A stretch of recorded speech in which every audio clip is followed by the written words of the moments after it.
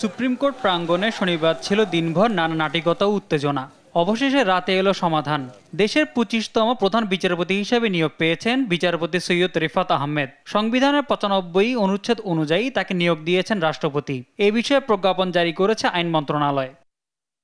প্রজ্ঞাপনে বলা হয়, সংবিধানের ৯৫-এর ১ অনুচ্ছেদে দেওয়া ক্ষমতা বলে রাষ্ট্রপতি মোহাম্মদ শাহাবুদ্দিন হাইকোর্টের বিচারপতি সৈয়দ রিফাত আহমেদকে বাংলাদেশের প্রধান বিচারপতি হিসেবে নিয়োগ দিয়েছেন। এই নিয়োগ শপথের তারিখ থেকে কার্যকর হবে। সৈয়দ রিফাত আহমেদ ২০০৩ সালে হাইকোর্ট বিভাগের অতিরিক্ত বিচারপতি হিসেবে নিয়োগ পান। ২০০৫ সালে তিনি হাইকোর্ট বিভাগের বিচারপতি হিসেবে স্থায়ী নিয়োগ পান। এর আগে বেলা ২:৩০টার দিকে পদত্যাগ করেন প্রধান বিচারপতি ওবায়দুল হাসান। এরপর একে একে পদত্যাগ করেন আপিল বিভাগের ৫ বিচারপতি। শনিবার সকাল থেকে প্রধান বিচারপতি সহ আপিল বিভাগের ৭ বিচারপতির পদত্যাগের দাবিতে সুপ্রিম কোর্টের হাইকোর্ট বিভাগের বর্ধিত ভবনের সামনে বিক্ষোভ করেন আন্দোলনকারীরা। প্রধান বিচারপতি পদত্যাগ করার নীতিগত সিদ্ধান্ত নিয়েছেন জানার পর দুপুরে আন্দোলনকারীরা হাইকোর্ট এলাকা ছেড়ে যান।